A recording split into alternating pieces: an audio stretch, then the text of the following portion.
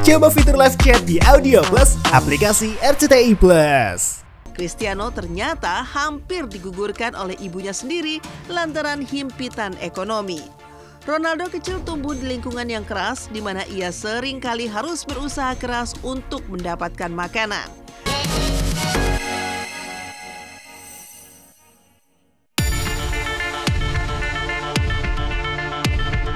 Cristiano Ronaldo, salah satu pemain terhebat dalam sejarah sepak bola, baru saja merayakan ulang tahunnya yang ke-40 pada hari Rabu kemarin.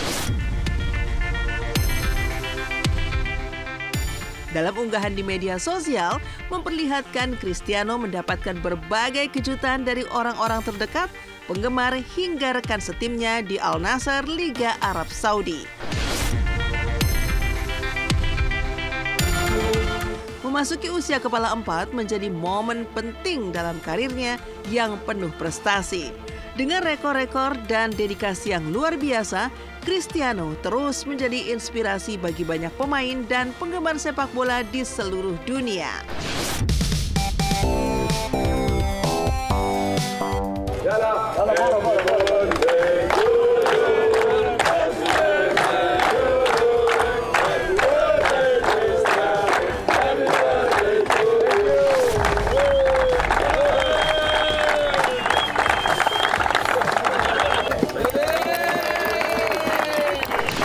Pasti akan menjadi role model juga ya, karena mencapai itu lebih mudah daripada mempertahankan. Lah hebatnya dia kan bisa mempertahankan sampai detik ini di umur sekarang, itu dia masih hitungannya masih bintang ya. Konsistensi itu hal yang sangat-sangat susah, bisa dilakukan tapi butuh effort yang lebih. Ya mudah-mudahan Ruli juga bisa nyontoh dia ya.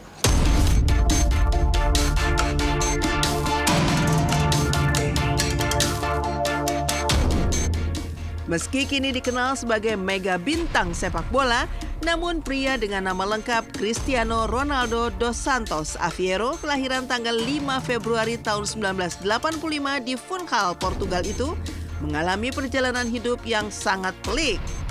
Ibunya, Dolores Aveiro, bekerja sebagai tukang masak, sedangkan ayahnya, Jose Diniz Aveiro, adalah mantan prajurit yang bekerja sebagai tukang kebun dan kitman di sebuah tim sepak bola. Lahir sebagai bungsu dari 4 bersaudara, Cristiano ternyata hampir digugurkan oleh ibunya sendiri lantaran himpitan ekonomi.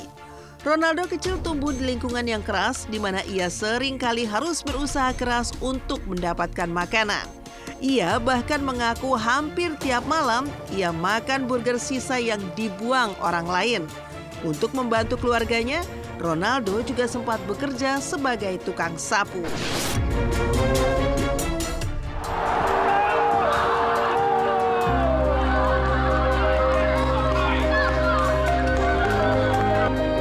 Eu nasci na Madeira, na Ilha da Madeira, mais propriamente num bairro, Quinta Falcão. Eu queria ser alguém no futebol. Comecei a jogar futebol no Ondrinha. Meu pai, na altura, era roupeiro do Ondrinha. My parents, to leave a kid with 11, it's a big thing.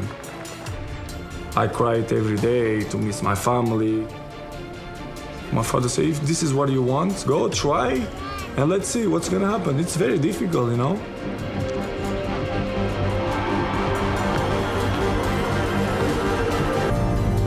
I have what I have now because I'm sacrificed a lot.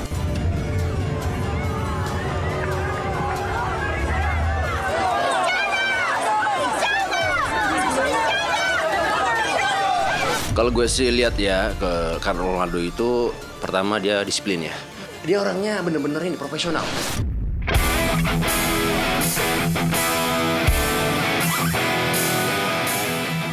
Namun, semangat dan bakat alaminya dalam sepak bola tidak pernah padam.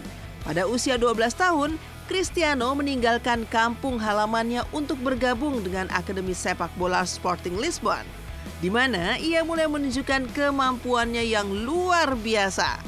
Sayangnya, kehidupan kembali menampar saat usia 15 tahun, ia didiagnosis mengidap tachycardia, suatu kondisi di mana detak jantungnya lebih cepat dari normal, yakni 100 kali per menit.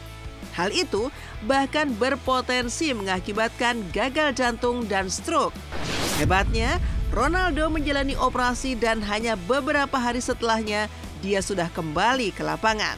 Menunjukkan ketangguhan dan dedikasinya yang luar biasa terhadap sepak bola. And I learned many things. When you are in the down of the wave, when you are in the top of the wave, you don't realize and you don't see things that you don't see before, which is I appreciate, to have bad moments, to see which people is in your side, who criticize you more, because they're looking for that. They don't like to see successful people. The people only try to bring negative. Karena di umur 40 itu, menurut saya, dia fisiknya itu kuat. Dia menjaga banget makanannya, terus olahraganya. Nah itu dari dulu tuh aku suka tuh, belajar dari dia.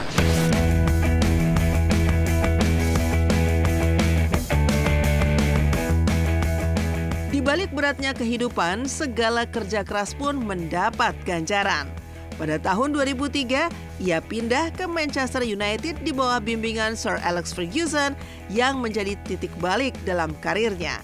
Prestasinya terus meningkat dari meraih trofi Liga Champions hingga penghargaan Ballon d'Or. Keberhasilan finansialnya yang luar biasa juga mencerminkan nilai dan pengaruhnya di dunia sepak bola. Memiliki gaji tertinggi di dunia, yakni 3 triliun lebih, juga properti mewah, mobil sport, jet pribadi, dan berbagai bisnis, Ronaldo benar-benar telah mencapai puncak kesuksesan. Namun yang paling menginspirasi adalah semangat dan etos kerjanya, dan terus mendorong diri untuk menjadi lebih baik setiap hari.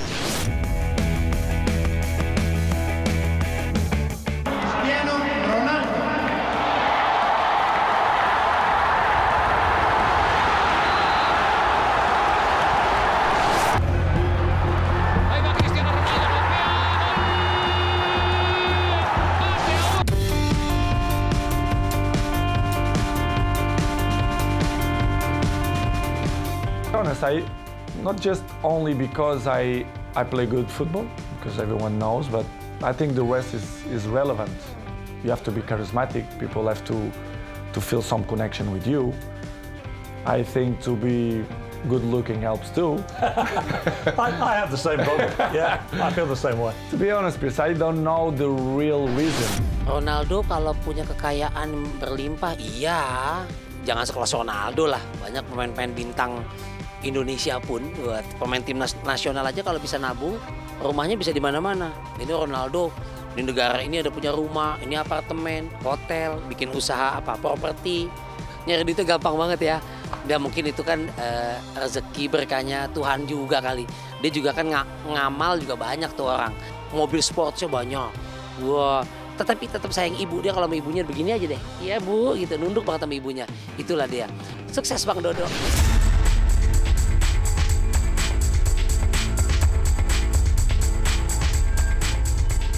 Kisah hidup Ruben Onsu dari tukang bersih parkiran hingga jadi artis kaya raya. Tak hanya CR7, jatuh bangun perjalanan hidup dan karir juga dirasakan oleh Ruben Onsu. Ya, terlahir dari keluarga yang amat sederhana, Ruben yang lahir di Jakarta pada tanggal 15 Agustus tahun 1983, ternyata pernah menjadi tukang bersih-bersih atau OB parkiran dengan bayaran Rp5.000. Tapi itu cerita pahit di zaman dulu. Kini berkat karirnya yang cemerlang di dunia presenter serta lini bisnisnya yang menggurita, ayah 3 anak ini menjelma menjadi salah satu presenter termahal di tanah air yang hidup dalam gelimang kemewahan. Tapi menariknya, meski masuk dalam deretan Crazy Rich dunia hiburan tanah air, Ruben Onsu tetap membumi, selalu tampil sederhana dan juga tidak sombong. Tahun 93 itu di TVRI itu 5.000. Ya itu terus 50.000 itu udah serial ya. Malah maunya kan jadi pemain sinetron dulunya. Enggak, malah jadi presenter. Ya kan, jadi dan gue sekolah juga perhotelan. Kerjanya juga beda. Tukang bersih-bersih waktu itu aku sempat dari Lenong Bocah tuh tahun 97 sampai 2000. Ya, setelah itu vakum, nggak kemana-mana, bingung nggak punya pekerjaan. Akhirnya saya gunakan ijazah saya untuk ngelamar kerja di hotel. Jadi waktu itu di salah satu di Jakarta Pusat hotelnya, Hotel Bintang 5 ya. Itu saya diterima di sana, tapi posisi yang kosong public area. Public area itu ya lu di bawah aja gitu. Ya, lu bersihin tuh basement. Jadi mau ada mobil nggak ada mobil dia ngebersihin itu aja udah kerjaannya. Makanya saya bilang kalau kita punya jiwa yang bersyukur gitu, itu 2.000 rupiah aja saya syukuri gitu. Ih bersyukur ya gitu. Daripada nol nggak ada sama sekali gitu. Jadi mengajarkan untuk mereka untuk bersyukur itu hati yang bahagia juga susah.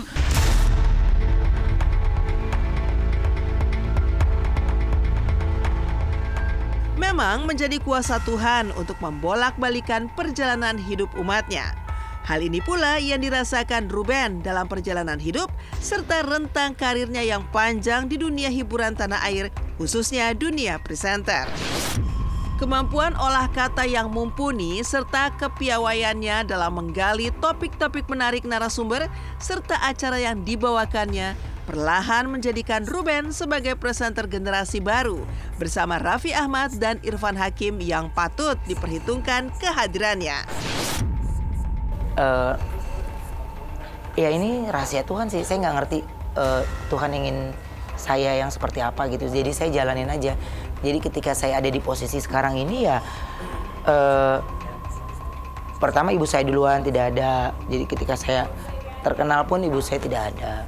Ketika saya ada perusahaan ini, perusahaan itu yang saya miliki di bidang kuliner, di bidang media, orang tua papa saya juga udah nggak ada. Jadi pencapaian yang belum saya kasih buat mereka ya banyak karena ketika mereka tidak ada saya belum melakukan apa-apa. Makanya saya terus ingin menjadi yang terbaik, bukan saya punya obsesi, tapi saya punya tanggung jawab untuk anak-anak saya, untuk masa depan mereka.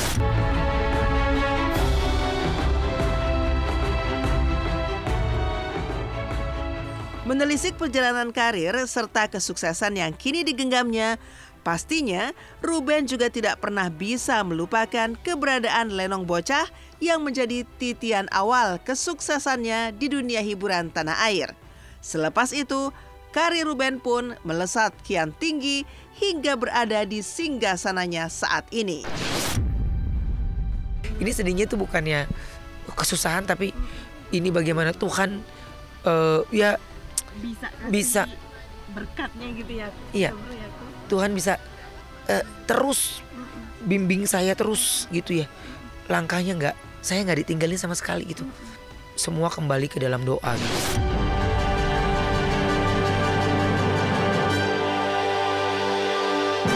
Musim baru, cerita baru, rasa baru. Musim demi musim dengan tantangan yang selalu baru. Cerita baru selalu penuh kesan tiap musimnya. Kali ini, rasa baru akan tercipta dengan hadirnya pendatang baru. Saksikan MasterChef Indonesia Season 12 hanya di RCTI.